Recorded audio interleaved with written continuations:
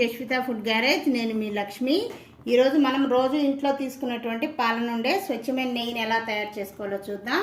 ముందుగా మనం తీసుకున్నటువంటి పాలని ఈ విధంగా స్టవ్ మీద పెట్టి సన్నని మంట మీద ఎర్రగా మేగడ వచ్చే వరకు వేడి చేసుకోవాలి.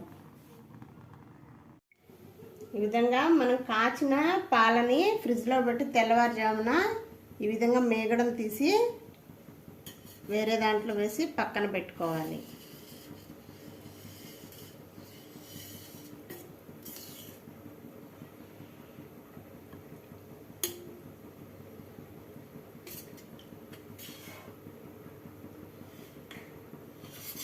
ఈ విధంగా మేగడను కలెక్ట్ చేసి వేరే దాంట్లో వేసి పెట్టుకోవాలి.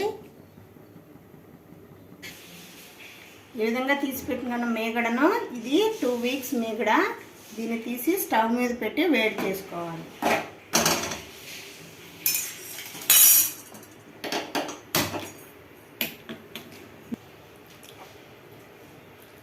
దీనిని మనం పెరుగు ఏ విధంగా తోడు పెట్టుకుంటామో ఆ విధంగా గోరువెచ్చగా వేడి చేసుకోవాలి.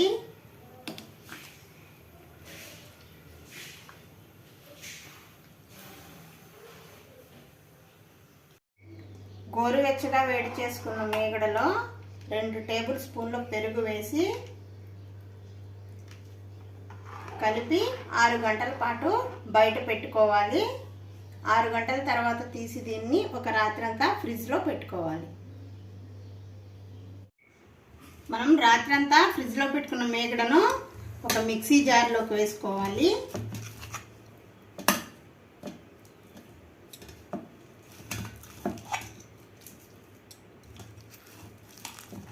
కొంచెం కొంచెంగా వేసుకొని కొంచెం వాటర్ యాడ్ చేసుకొని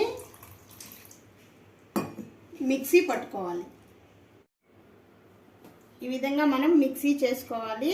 మిక్సీ చేసుకుంటే బటర్ పైకి వచ్చేస్తుంది, మిగిలిన మజ్జిగ అంతా కింద ఉండిపోతుంది. ఇది ఒక బౌల్లో ట్రాన్స్ఫర్ చేసుకుందాం. అదేవిధంగా మిగతాది కూడా రెడీ చేసుకుందాం. ఈ విధంగా మిక్సీ చేసుకున్న మేగడలో 1 లీటరు చల్లటి వాటర్ని యాడ్ చేయాలి. ఇలా యాడ్ చేయడం వల్ల మేగడ నుంచి బటర్ అంతా పైకి వచ్చేస్తుంది, మజ్జిగ కింద ఉండిపోతుంది. ఈ విధంగా బటర్ని సపరేట్ చేసుకొని వేరే ప్యాన్లో వేసుకోవాలి. అదేవిధంగా మొత్తం తీసి మనం ఏ ప్యాన్లో అయితే నెయ్యిని వేడి చేసుకుంటున్నామో ఆ ప్యాన్లో తీసేసుకోవాలి.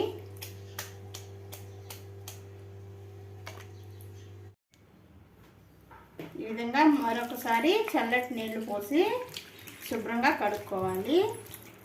ఇందులో ఉన్నటువంటి మజ్జిగను మొత్తం తీసేయాలి.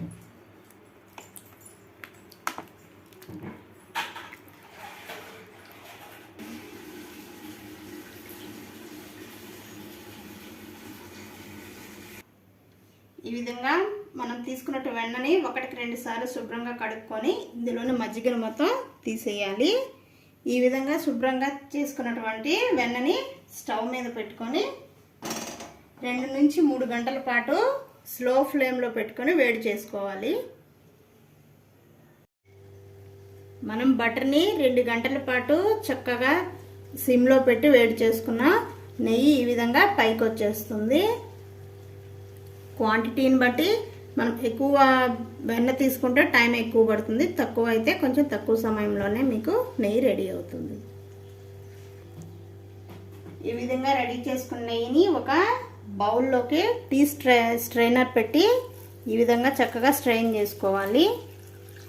చాలా వేడిగా ఉంది, కొంచెం కేర్ఫుల్గా దీన్ని వేరే బౌల్లోకి ట్రాన్స్ఫర్ చేసుకోండి.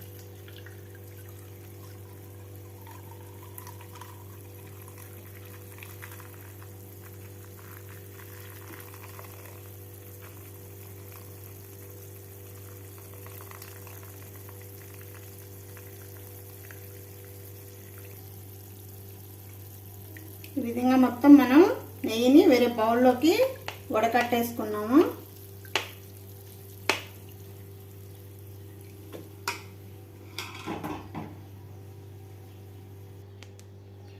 ఈ విధంగా మనం నెయ్యిని వేరే బౌల్లో తీసుకున్నాం. ఇది చాలా వేడిగా ఉంది, కొంచెం చల్లారాక రూమ్ టెంపరేచర్ వచ్చాక వేరే బౌల్లోకి షిఫ్ట్ చేసుకోండి.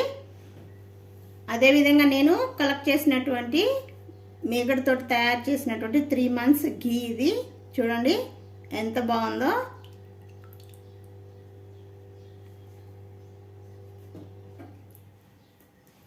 ఈ వీడియో ఎలా ఉందో మీ కామెంట్స్ ద్వారా తెలియజేయండి. నచ్చితే please like, share and subscribe my channel.